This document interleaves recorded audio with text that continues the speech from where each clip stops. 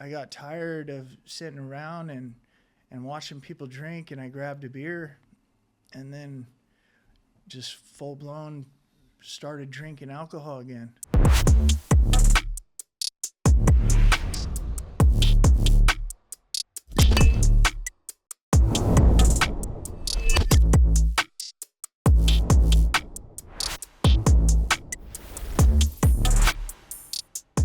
Welcome back to the Hopeaholics Podcast. I'm your girl, Natalie Eva Marie. And I'm Chad Carlson, and you're listening to the #1 addiction and mental health podcast. And you guys, if you or a loved one is struggling, make sure you head to askevamarie.com or chaddick.com and chat with one of our AI companions 24/7. Or text the number right here on the screen. Together, we are breaking the stigma around addiction and mental health. And fighting the fentanyl epidemic. Now, let's get into the episode. Sean, welcome to the Hopeaholics Podcast. Thanks, man. Thanks for having me. How's it going, man? Good. Where'd you drive from? I drove from Lake Elsinore, California. Nice. Yeah. So How far is that? It's like, did you take the Ortegas. the Ortegas? Yeah. Nice. I'm like right at the bottom, so it's like 40 minutes. Okay. But I left like a half hour early just in case. Because Smart. There's always accidents and stuff on there. So, but yeah, man. Is that where you grew up? Yeah, I grew up in Lake Elsinore, and also, so I grew up in Lake Elsinore, but spent a lot of time in like Riverside, Corona too. Okay. You know, as things went on. IE boy? Huh? IE boy? Do you consider yourself an IE boy? Yeah, absolutely. Yeah, me too. Yeah. I'm San Bernardino County. All right. Yeah. Brothers, sisters? I got 2 brothers. I'm the oldest of 3. Okay. So yeah, one's in the military, one lives in Utah, and yeah, they're doing good for themselves. Yeah. Yeah. How was it growing up in your family? Growing up was good. I had a pretty much a normal childhood. You know, I guess you would call us lower middle class. My dad worked, and he worked a lot. And, you know, my mom stayed at home for most of it. And, you know, we went on vacations. We did all the things families did. Wrestling was like religion in my family. So my dad had us wrestling at like 5 years old, you know, and everything was good, man. Coached me at wrestling in high school, you know, pretty normal, basic family life. You know what I mean? Mm-hmm. Yeah. Yeah. When did drugs come into play? Well, I started smoking pot at like 14 years old, you know, like here and there, it wasn't like a big deal. But as time went on, when I was in high school, that's when like the oxy epidemic happened. So like 2004 through 2007. Yeah. And I met a guy who his mom had cancer, and he didn't do pills or anything, and he asked me if like I knew how to get rid of them. So he would give me, she wouldn't take her pills as needed, so he'd give me bags of Norcos, Vicodin, Oxycontin, and at the time he was giving to me for $10 a pill, and I was selling them for 20, and that's kind of what started my addiction, you know. And then the meth came into play later on. And stuff like that, you know. So by the time I left high school in my senior year, I was already addicted to meth and pills full blown. Oh, wow. Anybody else in your family? No. You know, my mom, she drank quite a bit. And, you know, it's my rest in peace. And it's hard for me to talk about. But, like, I think she would be considered a functioning alcoholic. You know what I mean? You know, rum and Coke every day. Eventually, she started working at the high school that I went to, too. And, you know, she wouldn't drink during the day, but right afterwards, she would drink, you know? Yeah. Drink till she went to bed. But, yeah, I was the only one, you know? So, the black sheep of the family, you know, my parents didn't know what to do, that whole thing. Yeah. How did you manage, because you said wrestling was really big in your family. Yeah. So how did that work out with high school and then you having this little side hustle and dabbling and doing kind of that? Well, it's my senior year is when it was like really bad and took off. And I think by that time it was like I just gave up, you know, and I could see it in my dad's face when I would lose matches I shouldn't have lost. You know, it's like he kind of knew that he lost me right then and there, you know. So I barely made it through. You know? What did you do after high school? After high school, he got me a job working at the Food for Less because he was a meat manager for a Food for Less for many years. So I went there and I did that for a while, but the whole time I was using. So eventually, like, then's my first treatment episode, go to treatment, come back to work, have short periods of clean time, relapse again, you know, get fired. And then finally it got to a point to where, you know, I couldn't go to work. I was stealing from my brothers. I was stealing from my parents, you know. And at the time, I was actually working at the Food for Less in Temecula, and my grandma lived over in that area. And we've talked about this, so it's something like I'm okay sharing. But I would, at lunchtime, I would drive to her house to actually have her make me a sandwich, you know, and she enjoyed it, like having me come over to see her during her lunch. But the whole time I was there, man, I was going through her medicine cabinets and eating her pills and stuff like that. And, you know, it just finally, like, my parents caught wind of everything I was doing, and they finally kicked me out of the house, which was like the best thing they could do, you know? How old were you? 19. Oh, wow. I think I was 19 years old, yeah. And then I stayed homeless in Lake Elsinore for a little while and got introduced to, it was hard to get the oxys after a while. And that's when I got introduced to heroin from a friend. And, you know, it was crazy because even though I was on painkillers, it was like, that was always something I told myself I'd never do heroin. I'd never do heroin. You know, I remember the only time really hearing about it was when my mom was watching 45 Minutes with Keith Richards. Oh, you know what I mean? And he said it's cheaper and it'll get you high longer. And that was it, man. And stayed homeless in Lake Elsinore for a little bit. I was still in my mom's Kaiser, so she got me into a program in Riverside and called Whiteside Manor. Yeah, I know. Yeah. And I went through there. And went to sober living for 6 months. And then after that, I found a connection in Riverside and pretty much stayed out there for the next 10 years using off and on. You know, it got to a point to where I got so comfortable being homeless and using that I thought that that's all it was going to be. You know, I just expected that for my life. And, you know, there'd be times where I'd be in and out of jail, you know, and also programs, little bits of clean time, all that. But I'd eventually fall off. I think every time I went to treatment, it was just to either get off the street or make someone happy or, you know, to dry out for a little bit. And stuff like that. It was never because I really wanted to be clean and sober. And I never actually gave it a chance to see what it could do for my life, you know? Yeah.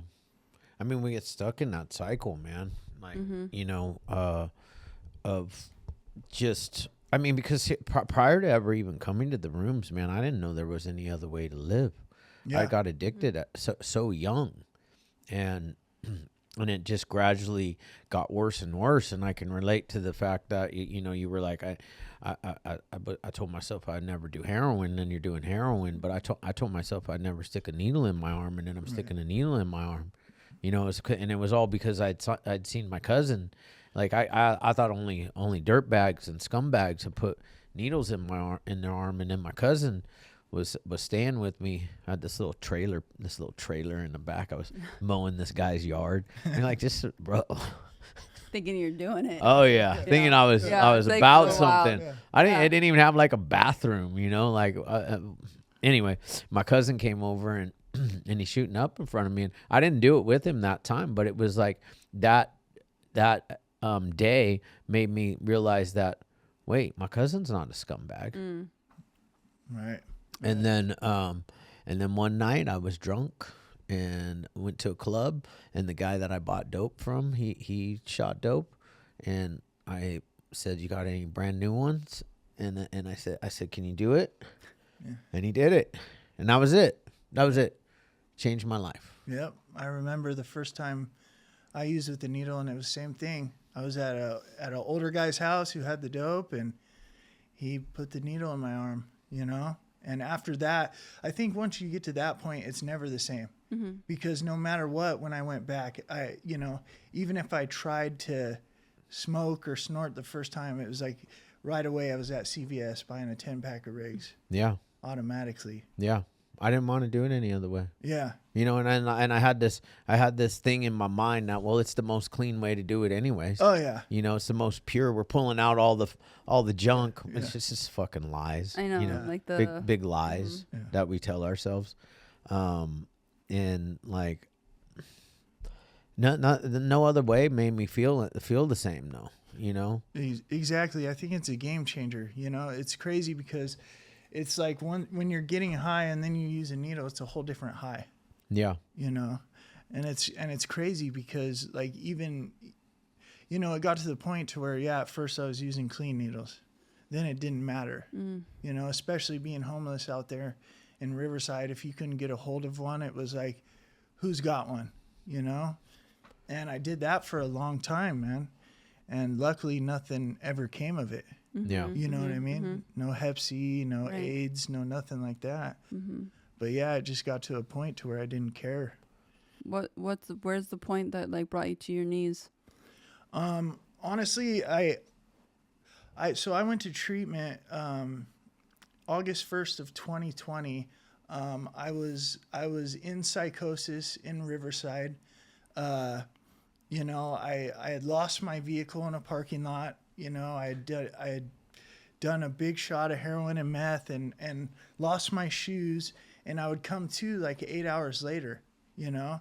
And this whole time I have my 6-year-old son and my fiancée are bouncing around because she won't give up on me, but as long as she's with me, she has nowhere to go. She can't go to her mom's and stuff like that. You know, and I'm so lost in my disease, you know, none of that at the time really matters to me. Yeah. You know, which is awful and horrible, I know. But I finally, when I woke up out of that psychosis, I woke up in an industrial complex with nothing but wet sweatpants on. At the time, I had a colostomy bag from drinking. Oh, God. I had no colostomy bag on. And I didn't know where I was or what was going on, you know, and I ended up making my way to La Sierra Park and asking this guy. I got a shirt out of the donation bin from the Salvation Army on my way to the park and stuff like that. And the sad part about it is without the colostomy bag, I'm walking around defecating on myself. You know what I mean? Yep. And I asked this guy to use his phone to make a phone call, and he's looking at me like, dude, I'm not giving you my phone, you know, which I don't blame him. And so I sit on my butt and I say, please, man, I just need to make a call. And he gave me the phone, and I called Brianna, and it went to voicemail, and I said, hey, I'm done. If I got to kick here, if I got to do this, whatever, I'll do it. And then she called me back, and a friend of ours had been talking with this guy named Danny Dorsey, and he owned a treatment center, and I started walking away after the message. He ended up chasing me down with the phone, and she was on the phone, and she's all, where are you at? You got a scholarship. You got a scholarship to a treatment center right down the street. And I told her I'll be on the corner of this street and that street. And she came and she had one of my friends pick me up, hold on to me for a while. She was up in Bakersfield with her sisters and my son. And I couldn't go into treatment without colostomy bags because it's a health hazard. For sure. And so I told her, like, hey, I lost my backpack. I lost the car. I you know, like, I don't have colostomy bags. And she drove down from Bakersfield and brought me some bags. And I went into treatment that night at 10 o'clock at night, man. And that was the first time I actually really gave it a try, where I actually was like, you know what, I'm going to do something different. I'm going to actually try this program out. You know, I'm actually going to go to these meetings and be open-minded and try to see if this works for me. I stayed there for 30 days. And afterwards, I ran a program.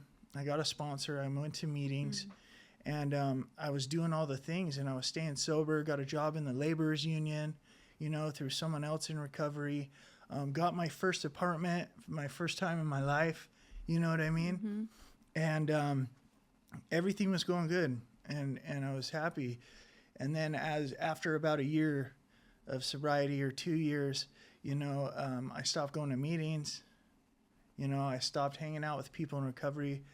I was hanging out with old friends a lot that were drinking. You know, it was like I had 1 foot in and 1 foot out, but I still wouldn't drink and stuff like that. But, you know, like it was kind of like, it was 1 foot in and 1 foot out, to where it was like I knew it was coming, you know, and I didn't protect myself from it. And, you know, eventually I got tired of sitting around and watching people drink, and I grabbed a beer, and then just full-blown started drinking alcohol again, you know. And it got to the point to where, and, you know, the whole time my fiancée is worried, because she kind of knows what's going to happen. But, you know, I'm an addict, and I'm telling her that it's going to be different. You know, I'm just going to drink, and I'm just going to drink beer. And, you know, I'd go to work on the way home. I'd buy a half pint of vodka, pound it on the way home. And then once I'd get to the house, I'd just grab some beers that were in the fridge and act like that was it. And, you know, I did that for about 6-7 months. And eventually, like, my thing is heroin and meth. I like to mix them together and slam it. Like, that's my drug of choice. So it's like I was trying to fill this void with the alcohol, but it wasn't quite doing it, you know? So eventually, like, I go from alcohol to the gas station heroin, the kratom, you know, because I'm hearing it's got effects like opiates and stuff like that. So I start doing that, and it got to the point to where I was eating anywhere from 45 to 75 pills of that a day, and it still wasn't doing for me what, like, the heroin and meth could. You know, so one day I was getting ready to go with a buddy who's in recovery to a metal concert. And so he lives in Riverside, I live in Elsinore. And I had told my fiance, like, hey, I'm going to go down there a little early to check out his new apartment. And it was all just a plan to go try to find some heroin. And then, so I left, and the first exit I get off, there's a guy flying a sign, you know, on the corner of the off ramp. And so I saw, you know, I say his name, and I say, hey, get in the car, man, you know. And it was like, my plan was just do the heroin this one time, right? Like it always is. And I got him in the car, and he took me to a connect, and, you know, it was a connect of mine from 8 years prior. Wow. And they were driving an RV around Riverside, and, you know, yeah. So it's, and then they told me there are 4 or 5 spots, and it was just on from there, you know, and they had everything. They had heroin, meth, and fentanyl. So, you know, it was like a one-stop shop. So, you know, I'd drive out to work in Riverside, and on my lunch, go pick up, go find out where they were at. And then, you know, I got to a point to where I wasn't allowed back home, and I was living in my 4Runner. So I would park at certain spots in Riverside, and, you know, she'd let me come back to grab some clothes and stuff like that. And I was going into full-blown psychoses, man, and to where it's like 8 hours would go by. I'd call her, I'm at the car wash. I can't get in my car and drive because the cops are on the other side of the fence talking to me, telling me as long as I don't drive, I'm good, things like that. And then, you know, she finally called one of my best friends and one of my other friends and said, hey, we need to get him. You know, he's lost. I don't know if he's coming back this time. And then they kind of kidnapped me, took me to this place called the Sobering Center in Riverside. I was there for, you know, a good 6-7 hours, and then they drove me to this place in Temecula called Rancho Milagro. And that was almost 6 months ago, you know, and when I got there, you know, even the first 2 weeks were the whole time in my head. It was like this time was harder than ever. You know, it's like, I'm going to use one more time when I leave. I'm going to use one more time. It was the worst detox I've ever had, you know, because this was the first time I started mixing in fentanyl, you know, with the heroin and the meth. And finally, like, I just asked God, please remove the obsession. Please remove the obsession. And finally, one day it broke, you know. And then I spent another 2 weeks there. And, yeah, I got out. This time I got a sponsor, started getting honest with the step work, you know, started actually going to meetings and participating. And I had to cut a bunch of people off in my life. But, you know, it's like, because that's something I didn't do last time. I still wanted to hang out with the people that were still doing the thing and, you know, talking politics and all that kind of stuff. But it's like, I can't do that, man. I'm the real addict and alcoholic, like the book talks about, you know. I can't have one or it's over, you know. And it's crazy because we prove it to ourselves time and time again, you know. And I just know that this time, if I don't follow the program or do the things I need to do, I proved it to myself last time. You know, I'll find myself gone again. Yeah. Let's go back to the colostomy. I can't even say it. Colostomy bag. Colostomy bag. Okay. Because you said that was caused by alcohol. Yeah. When did that happen? So and how? So I got out of jail in 2017, and I was in there for a little while this time, and I got picked up by my daughter's mom. So I have a daughter; she's 15 years old, and you know, I hadn't seen her since she was like 3 years old. So I was writing her letters while I was in there, and you know, her mom was okay with letting me be a part of her life again as long as I did okay. And so they ended up picking me up when I got released, and I moved in with a friend of ours across the street from where they lived. So it was like a good deal. You know, I get to be a part of my daughter's life. You know, she's across the street. And the thing is, I told myself, as long as I don't do meth and heroin, I'm okay. You know, that whole thing. And I had a head full of program. I knew what was right and what was wrong. And so me and him would drink every day, you know, after work, you know, and all that. And it got to the point to where I would drink before work, during work, you know, after work, and I would drink cheap vodka.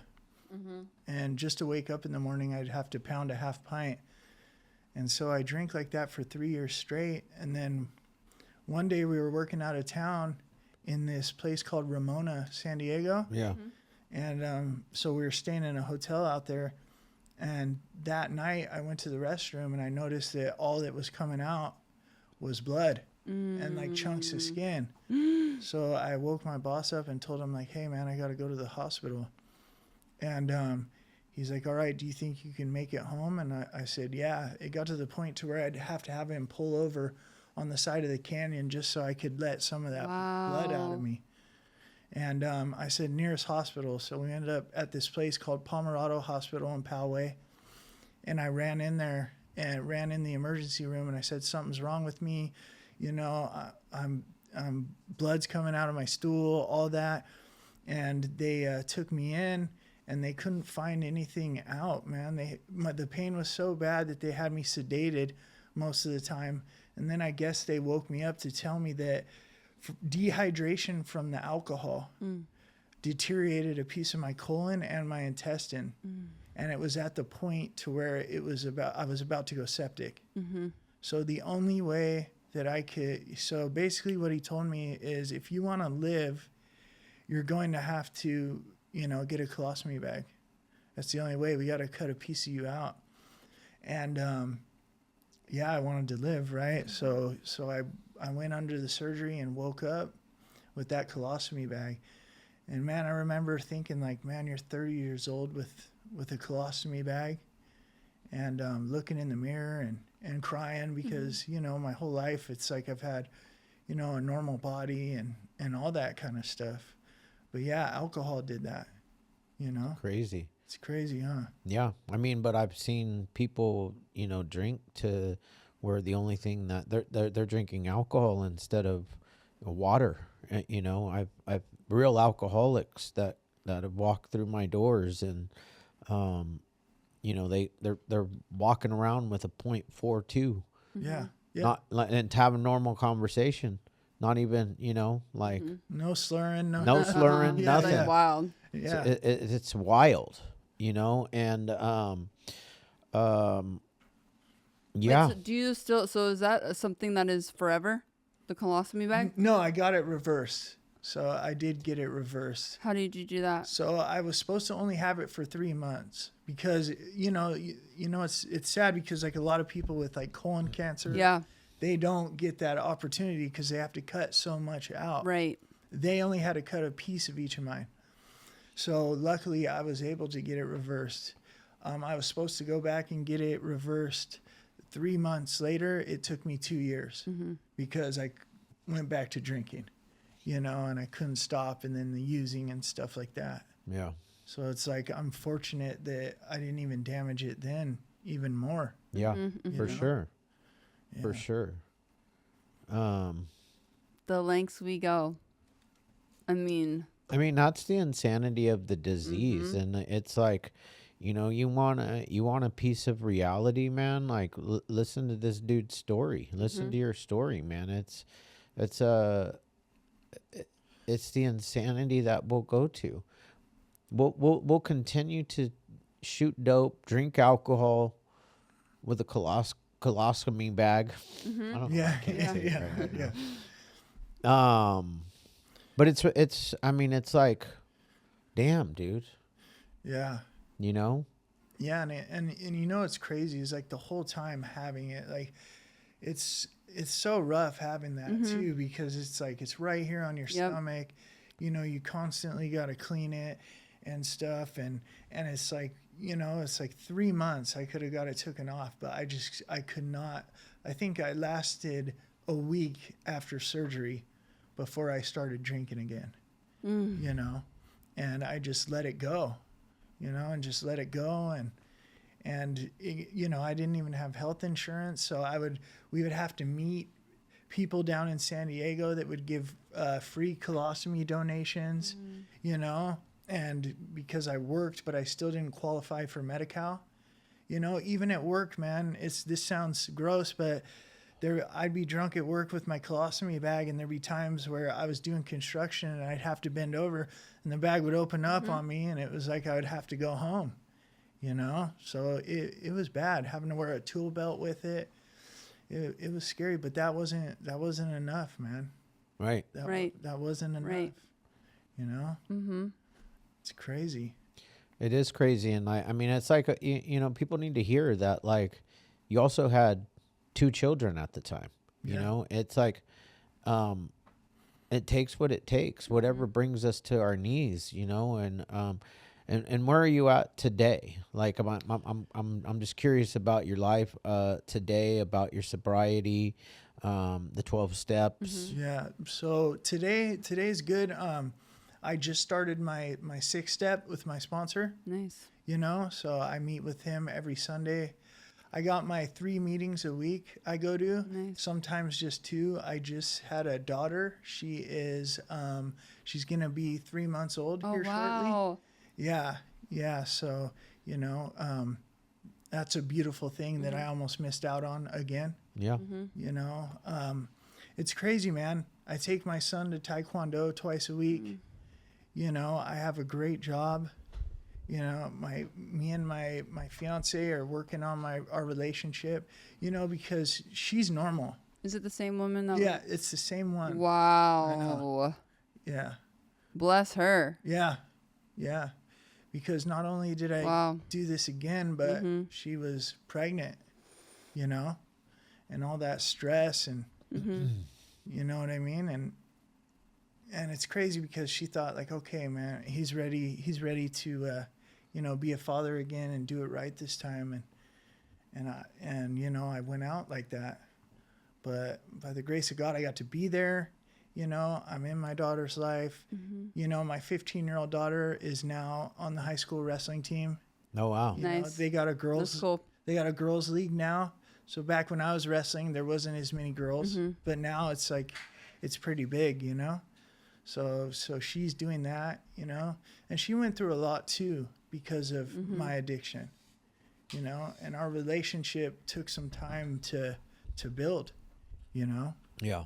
Because of all the damage I did, you know, she was around for all of it. How old is she now? She's 15. She's 15 now. Yeah. Okay. And then you have your son is? Yeah, Paxton, he's 6. 6? Yeah. And Brixton, she's about to be 3 months. Wow. Nice. Yeah. But yeah, life's good. I think the big thing this time is when I got this sponsor, it was like I found someone that I didn't have like similarities with. This episode is brought to you by Wolfpack Bags. This gear is meant for anybody gym, lifestyle, to anybody that's on the move. I mean, I like to say that us here and everybody that tunes in, we're not average. We're always a wolf. They have all the goods that you need, especially for anybody that is looking for a bag to carry their meal prep, a lunch pail, anything like that. They have you covered. So once again, go to wolfpack.com, use the code Hopeaholics, save 10%, and join the pack. Too much. It was like last time I picked a guy who I was like, oh, he's cool. I can relate to his story. He's kind of been down the same road I have, but this guy, he didn't. And him and my sponsorship family and my home group, they're all very mature men, you know, they got good lives, and that was attractive to me. Yeah. You know, that was that was something I wanted to do different. You know what I mean? Yeah. So And you have six months right now? I'll have 6 months, God willing, on the 25th. Oh, nice. Coming up. Yeah. Yeah, it's incredible. And that was another thing that was hard to do is come back to the rooms. For sure. I was just going to say, like, hats off to you for getting back up, because that's a very difficult thing, especially when you have program in your head and then you have all the lies that we tell ourselves about, you know, going back in and feeling in some type of way. But we celebrate anybody that comes back. You know, it doesn't matter as long as that door is always open. Right. And, like, it's a celebration. I love it when people come back and announce that they're back. Yeah. That was one thing too. You know, I felt so much guilt and shame, especially after like 3.5 years. And then, you know, one thing my mom wanted from me all the time was for me to always get sober. And when she passed away, I had over 2 years clean and sober. So she got to have that with me, you know? And then, you know, at around 3.5 years, that's when I finally took that first drink. And it's crazy because I wanted to go back. I knew I needed to go back, but it was like I almost formed this resentment against the rooms. Yeah. Sure. And stuff like that, especially working in treatment. You know, it was like I don't want to hear it. I don't want nothing to do with it. You know, I'll go back when I'm ready. You know, my ego didn't want me to go in there and see people that had less time than me take more time. Stuff like that. Yeah. No, I feel you on that, man. I didn't want to go back to the rooms. Me neither. Like it was, and you know, I kind of feel like I might have even done it like the cheap way too, because like I went to meetings in a different area. So did I. You did? Yep. Because I was too ashamed to face the people that knew me. And, you know, and now it's like, I'm like kind of just barely walking back in those rooms, and I have 8 years. Yeah. You know, I was either hiding out in, alcohol. I'd go to Alcoholics Anonymous. I'm an NA dude. Okay. So I was like hiding out in AA around here, or I wasn't doing a ton of meetings. And I mean, but when we really got into like the podcast and stuff, it was like, you either fucking do this shit and walk the talk that you're talking. Yeah. Or walk the walk, or talk, you know. Yeah. Walk the walk, talk the walk, all of it. Like for real, because like I can't sit up here and be like, doing scandalous stuff or just doing anything or not doing anything, you know, because like we got to offer hope, right? And the message is hope, and the message is recovery, and we do recover, right. And I felt that way too, especially, you know, because I was working in treatment, and it was like I was supposed to go in there and be a pillar of strength for these people and stuff like that. But here, when I leave, I'm drinking alcohol and that's gonna weigh on you. Doing the most. Yeah, it was killing me, you know, to the point to where it's like, you know, I don't want to run group, you know, I don't want to do this and do that. And I just knew it was just like, I felt guilty is what it was, you know, and I knew it was just a matter of time before you picked up some fucking meth and heroin. yeah, exactly. Just a matter of time, man. We can drink for a little while, but like when it comes down to it, man, it ain't filling that void. No. And I was trying to skirt around it with the alcohol and the gas station heroin, you know, and stuff like that. But I knew it was coming, you know. I mean, it's always like what the book says, you know, we try multiple avenues that we think are going to work, you know, where it's like, whether it's I'm not going to drink until 5, or I'm going to switch from whiskey to Scotch to brandy. Yeah, exactly. Yeah. It's like all these just little skirts of, first of all, any normal person is having the logic of being like, maybe I should just like not do any of it. We're trying to do some mathematic equation to make shit like even out, and we're trying to play chemists in our own bodies. But it never works out. Never. I haven't heard one story yet, and I've been around these rooms for quite some time. Yeah. And even the people that seem like it's kind of working, I know it's not working. Oh no. You know, I've got a lot of friends that like, you know, they did, you know, they smoked meth their whole, you know, we all smoked meth together, and now they're, you know, still drinking. But like, I look at their life and I look at my life, and I'm like, I want this one. Exactly. I prefer this one. Yeah.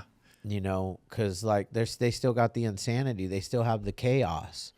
The mental obsession of just like life, not being able to deal with like, because life is lifey. Yeah. I know, I hate that term though. I do too. People say it all the time, but all the time in rooms. But it's true. Like life is gonna always happen. You know, good, bad, or indifferent. So I think like we're lucky if we stay diligent, because even in sobriety, and I know for him too, I've picked up with God gave me gifts. So then I started to sway more towards that, as opposed to making sure I'm maintaining my program, meaning like meetings and sponsorship and doing that whole thing, because obviously now life gets full, and then you forget, or at least I forget, what brought me that fullness, you know, and that now today is always going to be number one. But trying all the different little elements but I lost the peace of mind. I lost the peacefulness by not putting that first. So like, yes, there are people that are sober, right? But like, do I want what they have? Meaning like, are they a light when they walk into a room, and like, are they being of service to other people and making people feel good, or trying to just be some type of vessel? But usually, so far that I've witnessed, is like, it's very chaotic. Like, yes, they might not have the substance, but how are they dealing with all that turmoil of like just having a relationship, having a spouse, having children? Because it's chaotic. Like, we need some type of we need our medicine. Right. Like, doing the program has really become my pill for the day. Exactly. Yeah, and that's how it was for me when I stopped doing the program for a while there. It was like they say too. I was the same person I was on drugs and alcohol, just without drugs and 100%. Alcohol. You know, just totally angry, lazy, didn't care. You know, and it was like horrible. You go into a depression. You know, it's like, man, I might as well just get loaded. For sure. At least I have an excuse. Yeah. I wanted to kill myself at 4 years of sobriety. Yeah. Because I wasn't doing anything. I was just sober. I was just it was terrible. So it's like, oh my God, I want to use instead, because at least I have an excuse of me being a shit, like not feeling good about myself.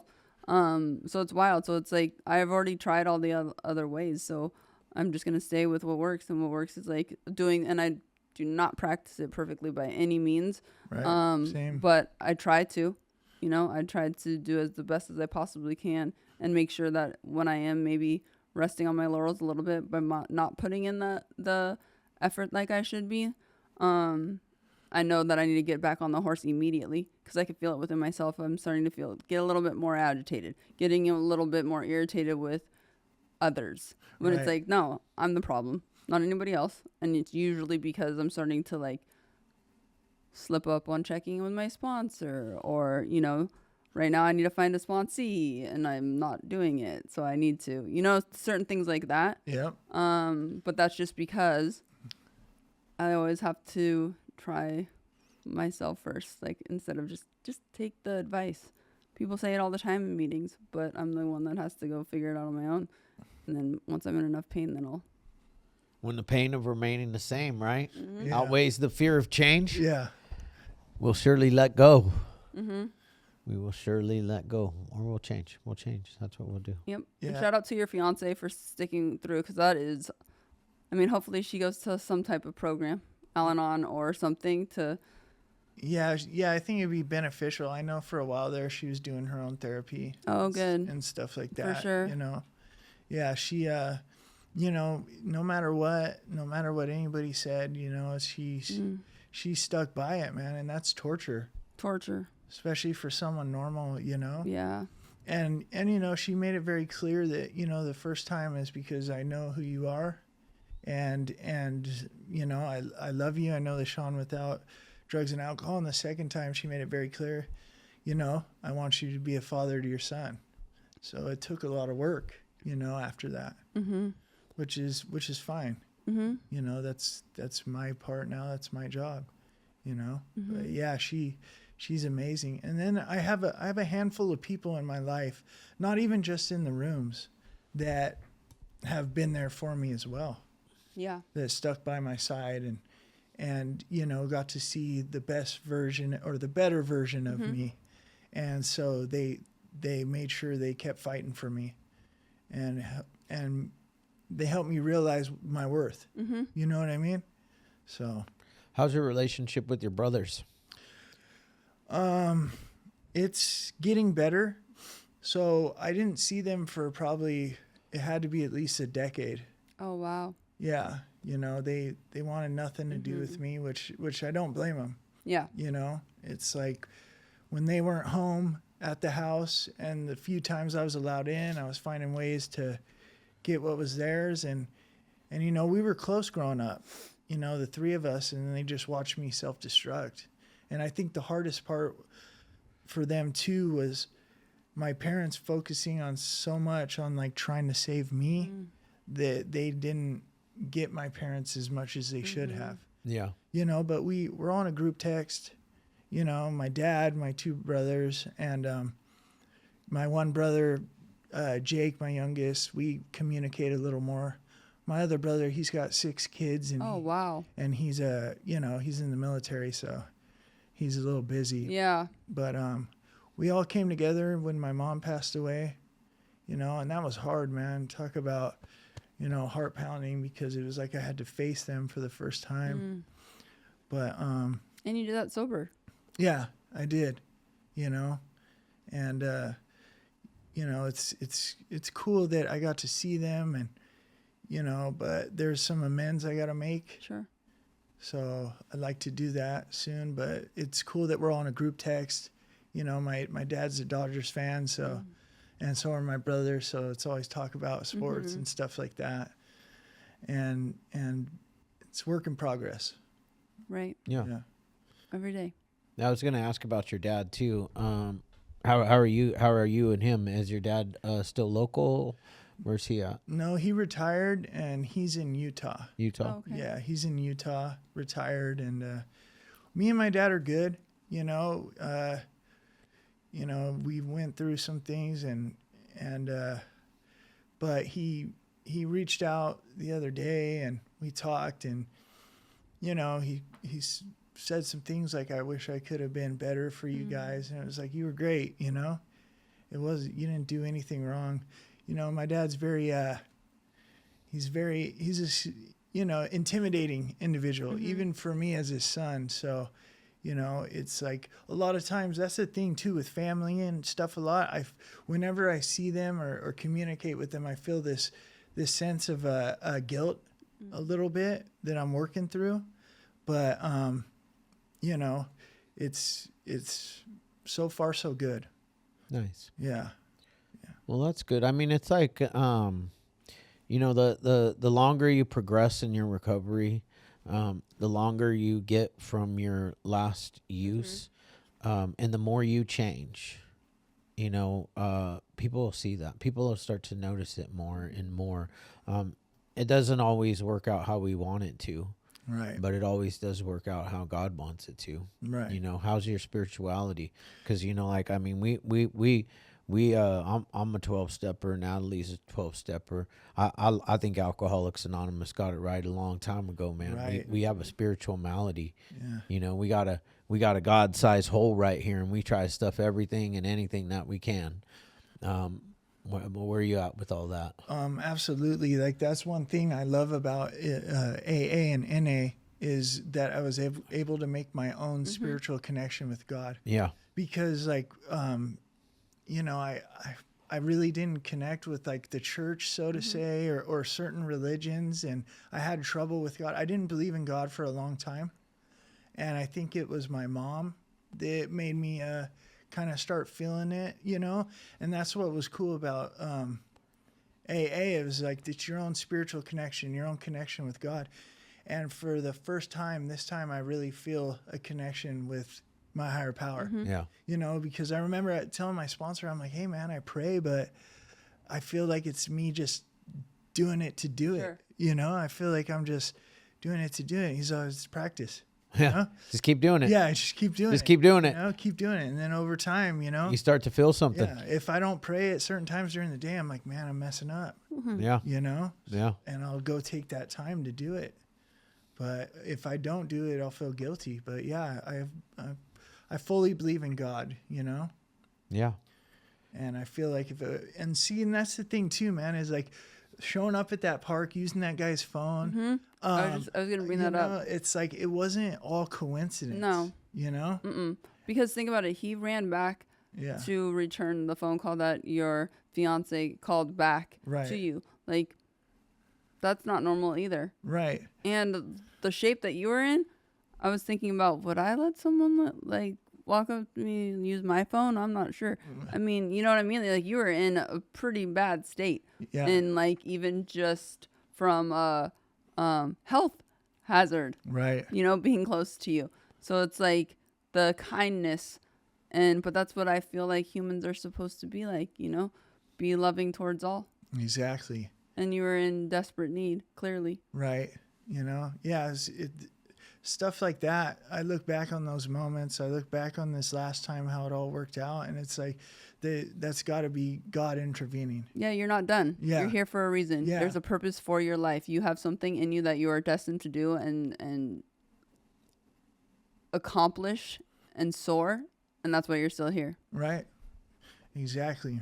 You know, and it's awesome, man. It's like, it's crazy because me and people in recovery, well, we go to either a death metal, black metal, or hardcore concert once a month. Oh, that's cool. You know what I mean? As a group. And even there, even if the music's not very godly, it's like, sure. It's like I can feel him in there spiritually, you know? It's awesome, man. No, it's amazing. I think we try here too to showcase that, like, especially to the younger generation, is that being sober and sobriety is cool. Like, you can still do amazing, fun, wild things, you know? Like, your life isn't over all of a sudden because you have to quit drinking or quit using. Right. I'm a hell of a lot cooler now than I was back then. Right. Huh. I didn't know you back then. But True. I'm going to say probably. Because if it has anything, if it's similar to my story, God. We're going to jail. Yeah. Yeah, and you're coming with me. Yeah. Yeah. Let's go. Yeah. So no jail anymore, you know? Yeah. Yeah, it's insane because, you know, when I was younger and I started going to the rooms and stuff like that, it's like, sobriety is not going to be fun. I have so much fun. It's way more fun. How do we put that out there that it's way more fun? Man, like, life is way more fun. going out to LA or Orange County, you know, especially from where I'm from, Sure. Riverside, once a month to go see a band, eat some Thai food, or do things like that, I have a blast, you know, and I'm doing it with people in recovery. Yeah. You know, the little things like taking my kid to, you know, on the electric bikes, like simple stuff. It's just so much better. Yeah. You know? I have fun all the time. And that's the thing. And I think that's where it needs to get to the point to where it wasn't fun anymore out there. It wasn't fun for a long time. Long time for me. You know? Long time. It's like a job. Yeah, 24/7. People don't yeah. realize it. Like I was, and I walk into a Narcotics Anonymous meeting in the reading. There's a reading called "Who is an Addict," and most of us don't have to think twice about that question. We know our whole life and thinking was centered in drugs in one form or another, the getting and using and finding ways and means to get more. That was my life. Which is you're not living.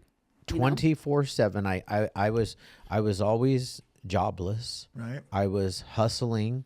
I was trying to figure out how to get more. If I had some, great.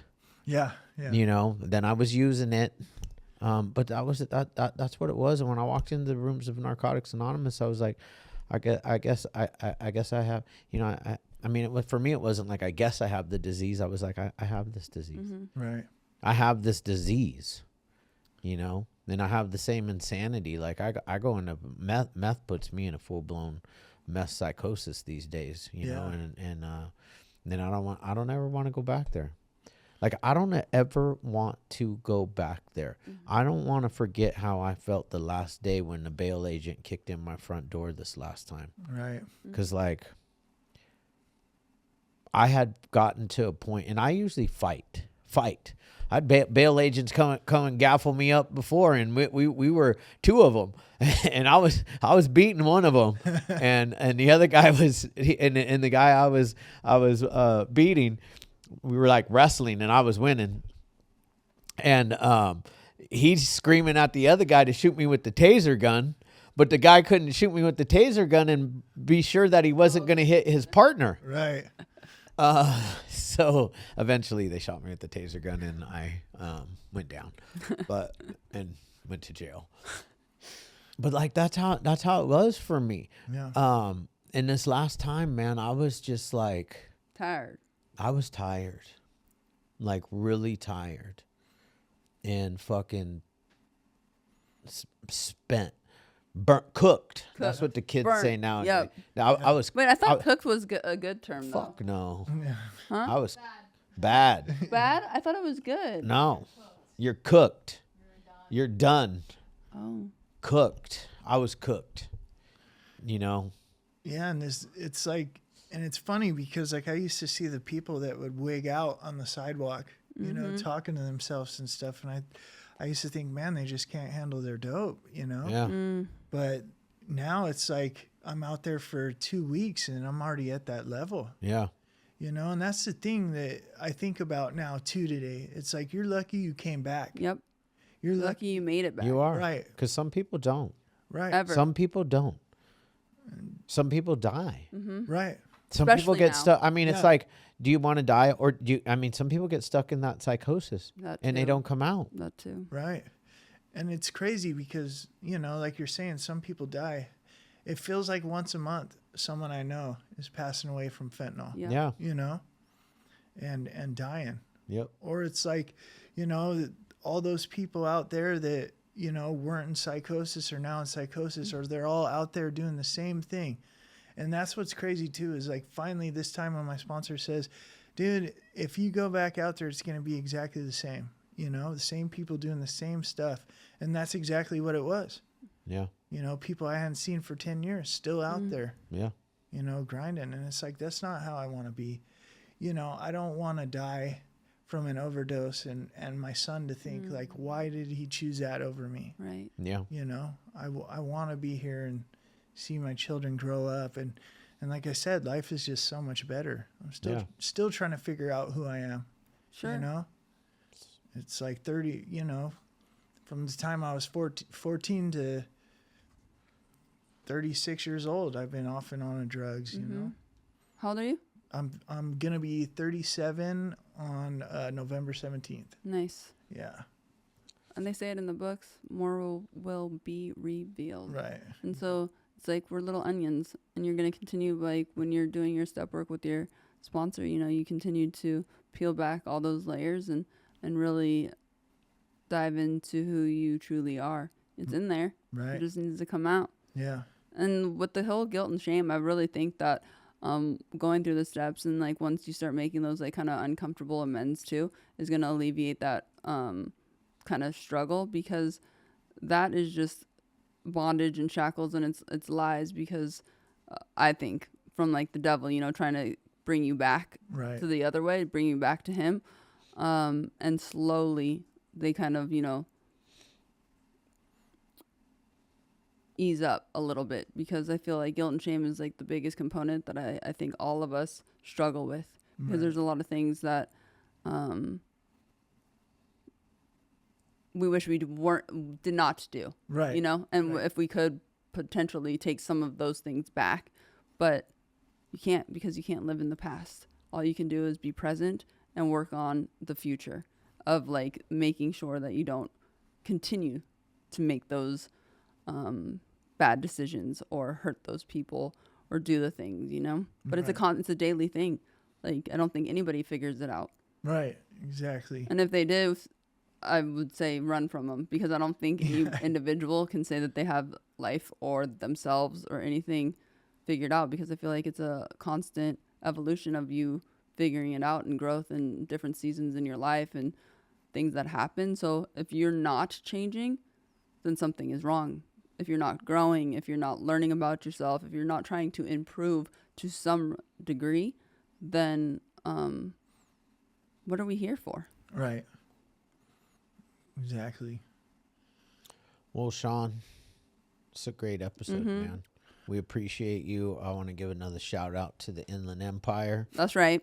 You know, you too can get out of there if you want to. Yeah. Because I did. And like you can, you know, y'all can build a life beyond anything you ever imagined. No matter what. That's why your story is powerful, because, I mean, just from afar, it's like, bro, what? And like the amount of times, the things that you've gone through. I mean, you had, what is it? How do you say it? Colostomy? Colostomy? Colostomy. Wow. We're really colostomy bag. Yeah. Like, come on. Colostomy? Yeah. It's easy for like, me because I had one. Of course. Well, no, I mean, it's like I should be able to say it though, because like. But that's a crazy, like that's the insanity of the disease, true and blue, because a colostomy. Yeah, very good. Bag, it's a shit bag for anybody that does not know. So it's like literally insane. You're walking around with your a piece of your, yes, a piece a of piece your here inside on the outside. Yes. Yeah. It is coming out of your stomach. right. Yeah. So it's like the lengths that you have gone and have walked through and are still alive alone. And then the fact of dusting yourself back off and having to take yourself back into treatment and to the rooms. Like that's what it's all about. That's hope. That's where it's like, it doesn't matter where you're at in your life, how bad you fucked up or where you think you are all alone. You are not. You can do it too. You just have to get up and move and try again. That's it. And that's what you're doing here today. Sharing your story of like you having to continuously get up and try again. And yes, of course, there's people in your life that have given you that glimmer of hope to hold on to when you had none. But I love stories like yours, because it just gives people that don't want to come back into the rooms, because we all trip and we all fall. Not everybody relapse does not have to be in everybody's story, right? But it is in a lot.